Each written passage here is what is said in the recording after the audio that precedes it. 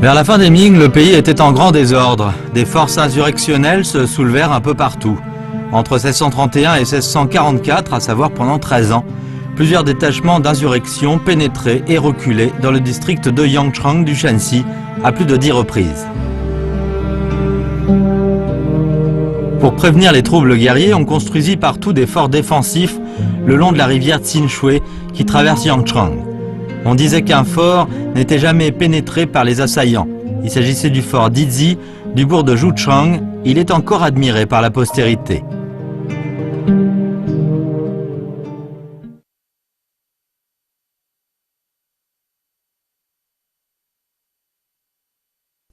Le vieux bourg de Zhuchang est situé à 7 km sur la rive est de la rivière Tinhe et à l'est du chef-lieu du district de Yangchang, municipalité de Jinchang, province du Shanxi. Déjà durant la période des royaumes combattants, il y a plus de 2000 ans, c'était déjà une position importante, convoitée par les royaumes des Han et des Zhao. Dans le lointain passé, son nom était Shaochang ou Xiaochang. Pourquoi son nom actuel est Zhuchang?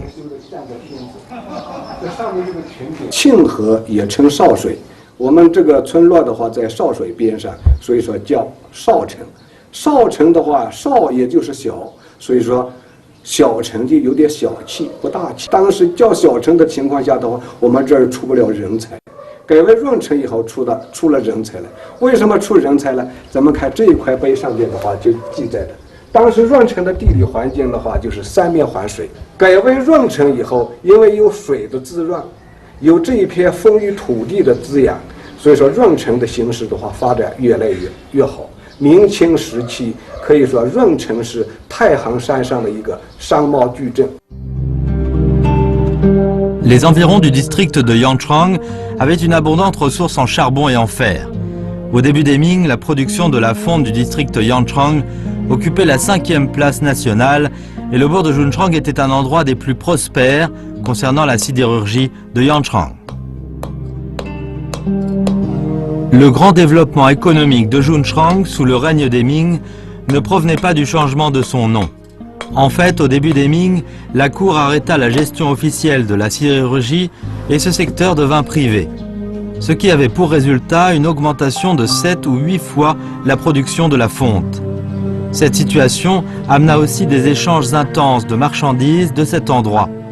Et la région vit aussi l'apparition d'un grand nombre de riches marchands. Mais on n'avait pas eu l'idée que pour la postérité, Zhuchang devait son renom à un vieux fort du nom de Dizi.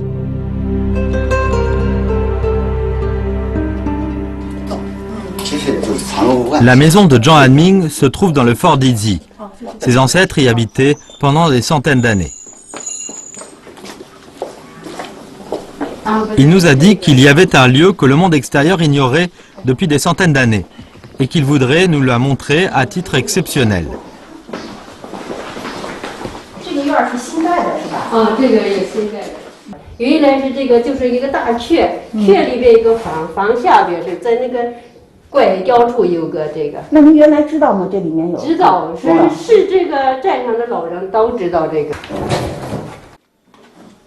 Comme le bâtiment sur le sol a connu plusieurs réparations, le premier niveau de ce passage était très étroit et seule une personne pouvait passer. 哦，等于这个是后加的。对，修复时候呢，这个破坏了，它等于这个。那大小原来就都这么大。大小原来就这么大。那等于这其实就是个过道，放不了，不是走人或者什么的。这应该准确的说是藏物暗室吧？哦，藏物的暗室。它是有好几层，这是第一层。都是第二层的口。哦，哟，下面还挺深的呢。下面还能下吗？现在？还能下。还能下哈。对。 Ceci est une cachette à 3 niveaux. Il fait noir. Mais ce qui est bizarre, c'est que l'aération semble bonne. L'air est pur.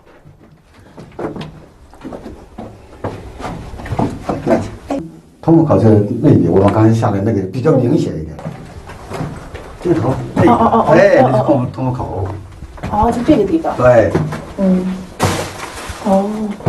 它就这一个通风口吗？这里的通风口很多，你不觉得这里边还有风吗？对，感觉而且很凉快的那种风。有一个通风口，它不可能有风啊。第一层是个谜呀。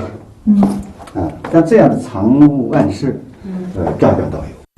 哎呦，还挺实用。你看，这里要放东西能放不少呢哈。放不少东西。这就到头了。不到了。像这个是个门吗？这个是干什么的？这不是。这是过去放灯放蜡的。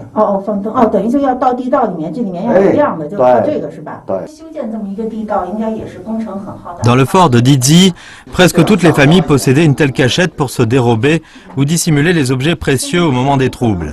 Mais ces cachettes ont une particularité que même la postérité comprendrait à peine.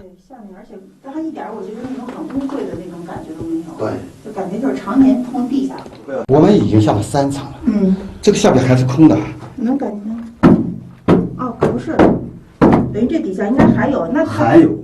那底下还是地道吗？还是也是这样的洞啊？哎呀，这个东西，你像这个舱外是家家有，下边的地道，那可能就是传统全程的。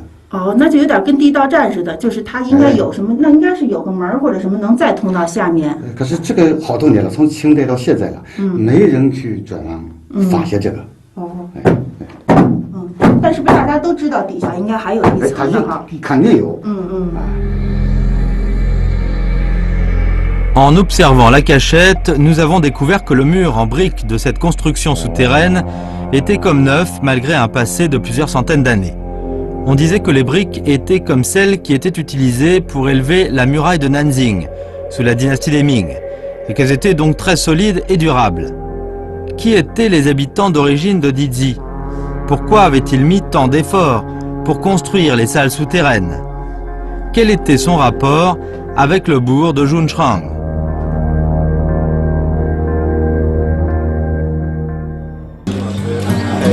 Durant les périodes des Ming et des Qing, l'essor de la sidérurgie fit connaître le bourg de Zhunchrang comme une importante agglomération commerçante.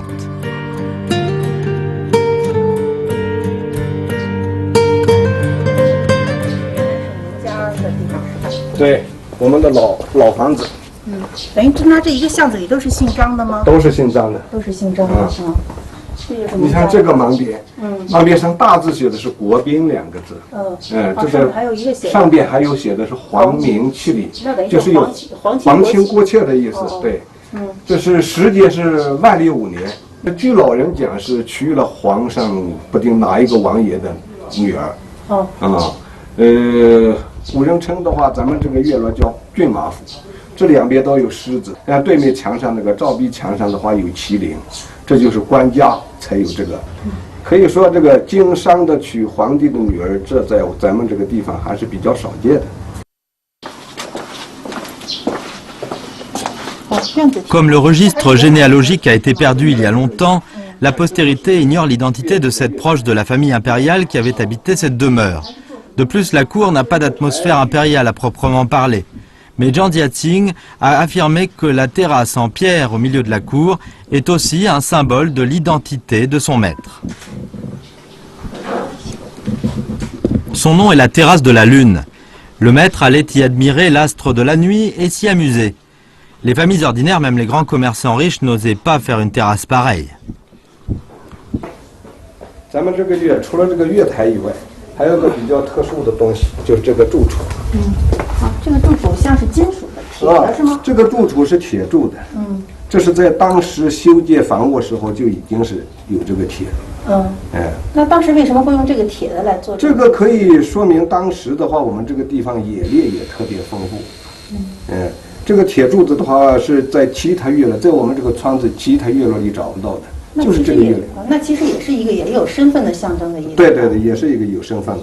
那像这个院子里这个铁柱础是全都是铁，好像也不全是铁。不全，就是这个大客厅的，它是前后有8个，一共8个柱础是铁的。La prospérité économique de Zhunchrang attira non seulement des proches de la famille impériale, mais aussi forma beaucoup de personnalités brillantes comme Wang Guoguang, ministre des fonctionnaires des Ming, Zhang Shenyang, ministre des fonctionnaires des Ming du Sud, ou Zhang Dunzhen, de la dynastie des Qing, qui demeura dans la cour pendant plus de 40 ans et apporta une grande contribution aux mathématiques. C'est pour cela que l'on était convaincu que le bourg de Zhunchrang mouillait cette terre fabuleuse.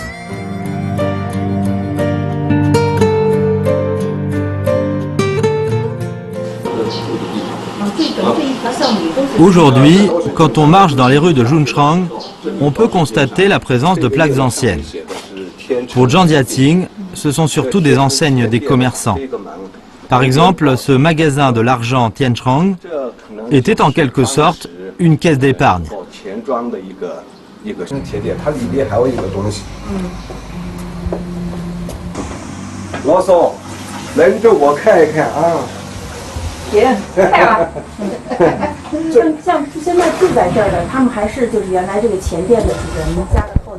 不是了，这年代已经很长，已经几次易主了。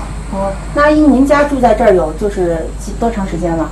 我在这位就是第3代人了。第3代人哦。啊，那您知道原来这个房子是干什么的吗？不知道，都不知道。不知道，可能就是干生意的吧。哦，干生意的。哦，干生意。哦。它的门边上是天成茄店，就是这里还有一块好东西。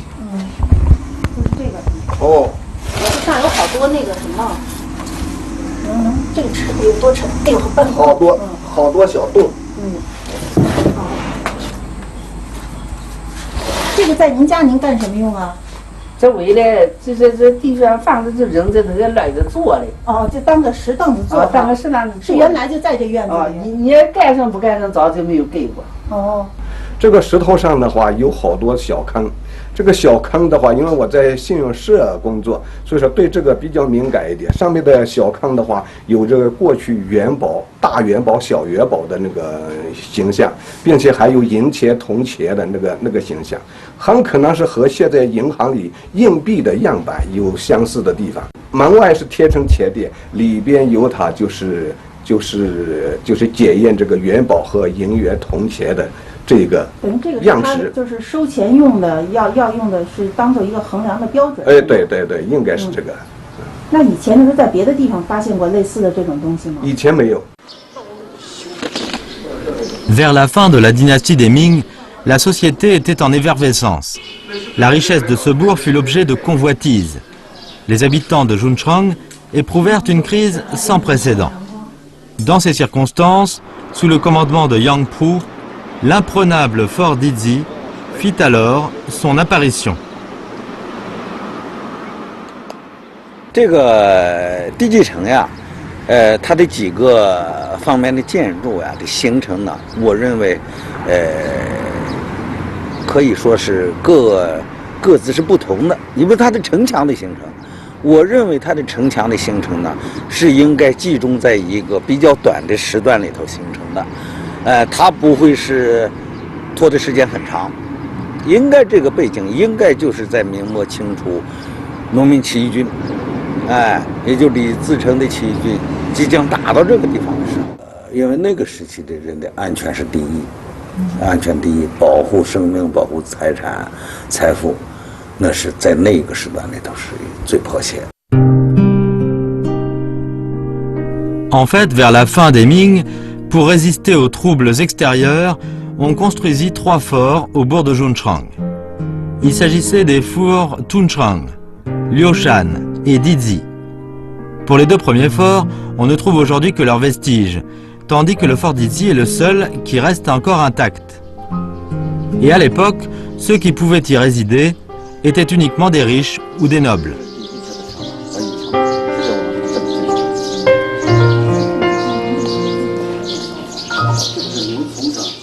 天下城池切下来，底地城门不一般，因为这是私人城堡，它不是官家城堡，人很杂，所以说它这城门设计上它也不一样。你往那边看，上面有个空，原来那里也有一个门，前边也有一个门。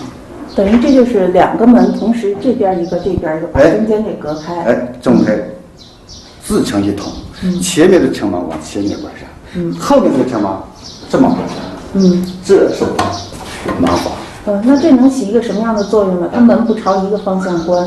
只要这开门人忠于职守，里应外合的事情，绝对不破坏地基。这个人实际是很重要的。这个很重要，这必须是由这个家族推选出来的。Le port d'Izi disposait d'un seul accès, et sa défense était efficace. Quand on entre dans le fort, On voit tout d'abord la haute muraille, un peu bizarre. 上到下都是。在我们当地叫国头。这个材料，它是干过，当时炼铁用的，它成废物了。讲起这个材料呢，它是铁砂和石灰搅到一块，它因为它这个铁里边有钙的成分，通过这个不断的钙化，愈久愈坚，它可以和世界上高标水泥媲美。这个风雨无阻500年了，它很坚固。水泥它是经不了这么长时间的。那像咱们当时量过吗？就是这个干锅筑的这个城墙大约有多长？这个城墙我用卷尺量过的，周长704米。那你说整个底基城的周长也就是这个704米？哎，对，周长就是704米。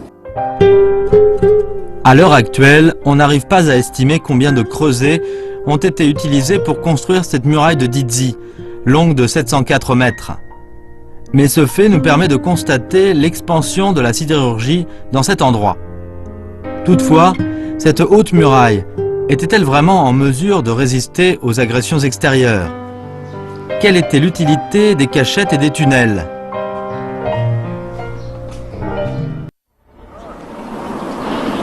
Comme beaucoup de visiteurs qui y viennent pour la première fois, nous perdons rapidement l'orientation dans ces rues étroites et tortueuses, et devant ces bâtiments hauts et denses.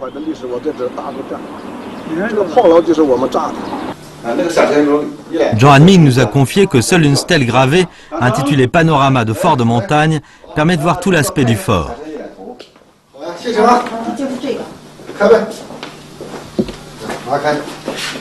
这个碑最初是在什么地方啊？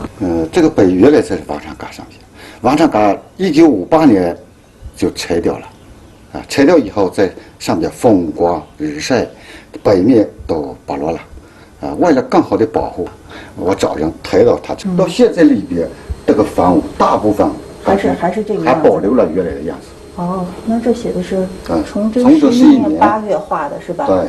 这个崇祯11年是大约是16多少年啊？1639年啊，到现在也有460多年了。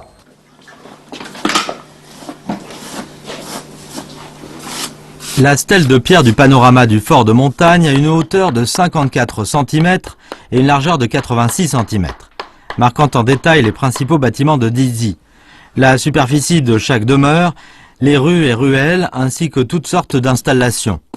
On peut dire que c'est une carte planifiée d'un bourg de la dynastie des Ming.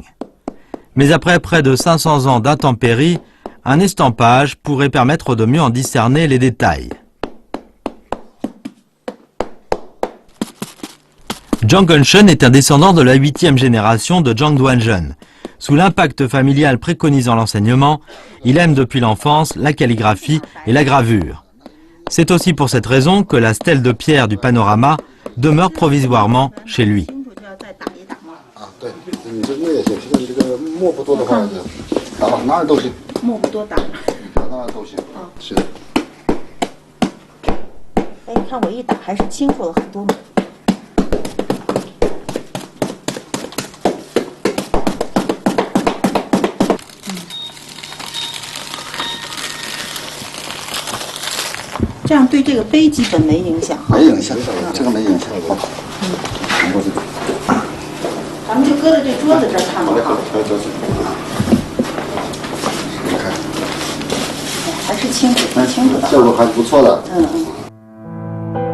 En examinant soigneusement le panorama du fort de montagne, on se rend compte de la provenance du nom du fort. Ce fort de 60 000 m² est bâti sur un grand bloc de pierre au milieu de la rivière Tsinhe. Quand on l'observe de loin, il ressemble à une colonne de pierre et c'est le sens de Di. Ce tronçon de la rivière a pour nom la rivière Zi. On composait ces deux mots pour former le fort d'Idzi. En plus de tout cela, le courant de la rivière constituait également la première ligne de défense de ce grand fort.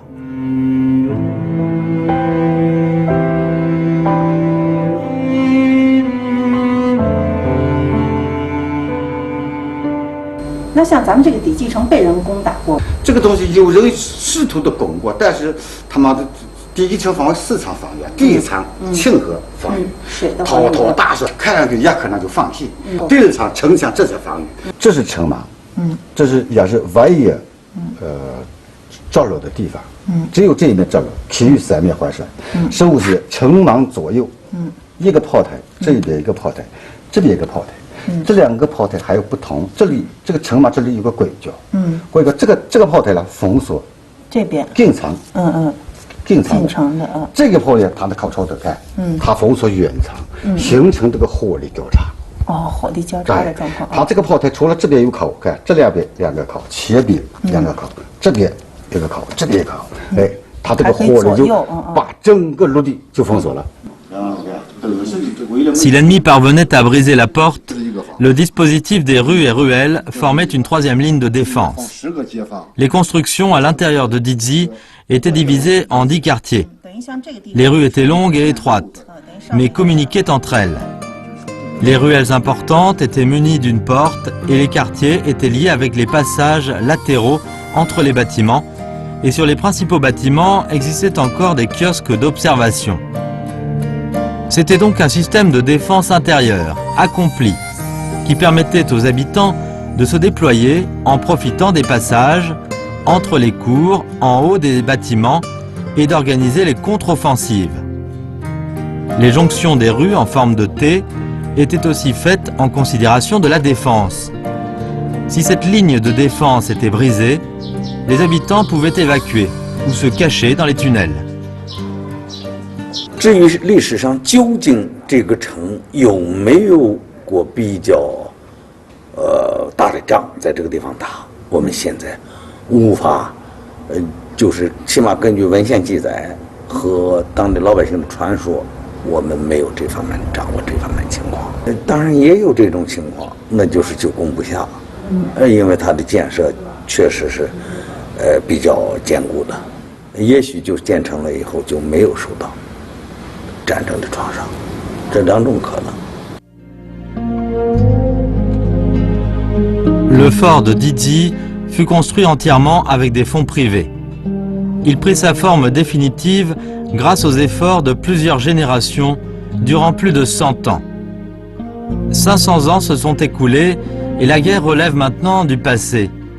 Cependant, la haute muraille et les cours profondes permettent de révéler la dignité de ce fort qui repoussait les agresseurs par sa puissance potentielle.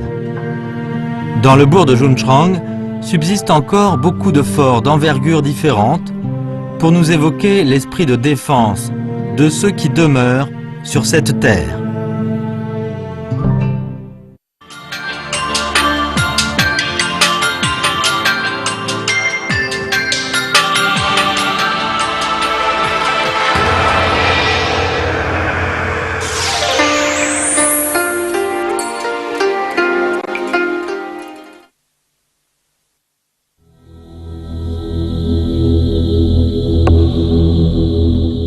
Ce portique en marbre devant l'entrée du temple Longquan, qui signifie source du dragon, sur le mont Wutrai, dans la province du Shanxi, fait 7 mètres de haut et 24 mètres de large. Y sont sculptés au total 108 dragons, dans différentes positions. Comme ce portique était un édifice symbolique du temple, on décora ainsi toutes les composantes de ce complexe. Les travaux minutieux de sculpture coûtèrent 40 000 taels d'argent. Les artistes mirent 5 ans pour achever leur œuvre en 1924.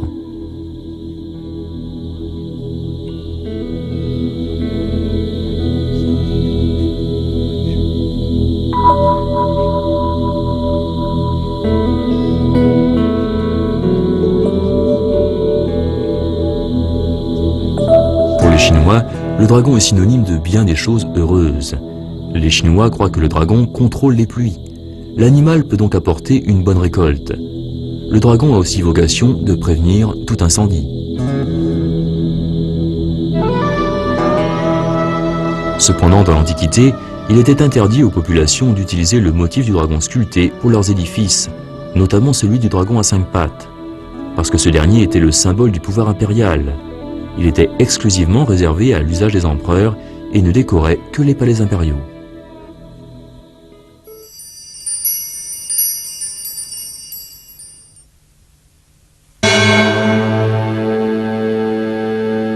Le bouddhisme sur le mont Wutrai attira l'attention de la cour impériale dès son entrée en Chine depuis l'Inde vers la fin de la dynastie des Han de l'Est au IIIe siècle. Un grand nombre d'empereurs des dynasties successives se rendirent au mont Wutrai en pèlerinage, ce qui permit à ce lieu d'acquérir progressivement une place prépondérante dans le milieu bouddhiste en Chine. C'est pour cette raison que la cour impériale accorda une dérogation à certains temples du mont Wutrai pour décorer leurs édifices du motif du dragon. Ainsi pouvons-nous voir aujourd'hui de tels motifs dans les temples Sommet Bodhisattva, Nanshan et Yoguo.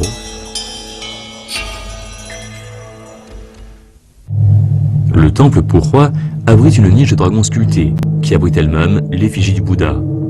On y dénombre une 50aine de dragons au total. Dans la grande salle, le motif du dragon a aussi été utilisé dans les sculptures décoratives de bois. En fait, le motif du dragon est souvent présent dans les décorations de nombreux temples du mont Wutrai.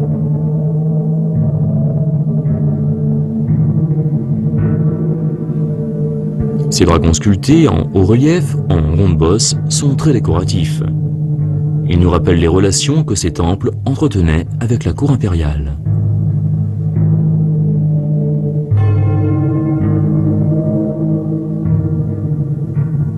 Construit sous la dynastie des Song entre les Xe et XIIIe siècles, le temple Longquan a été refait au début du siècle dernier. La pagode tombeau du moine Puti se dresse au milieu de la cour. Il était très vénéré de son vivant et assumait la fonction de moine du temple Nanshan vers la fin de la dynastie des Qing. Il a fait construire ou restaurer au total 18 temples, dont le temple Longquan.